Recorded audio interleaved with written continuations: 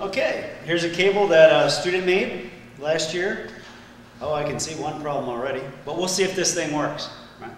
We'll go ahead and connect this cable. We easily test it using this cable checker. Turn the cable checker on. Actually, I'll turn it off first. Let me connect it up. I just connect it to the B and C ports. Turn power on. And then, right now, I can look at the lights. I'll hit test. It's already telling me it's good. I got my Coax. I got a pass on top.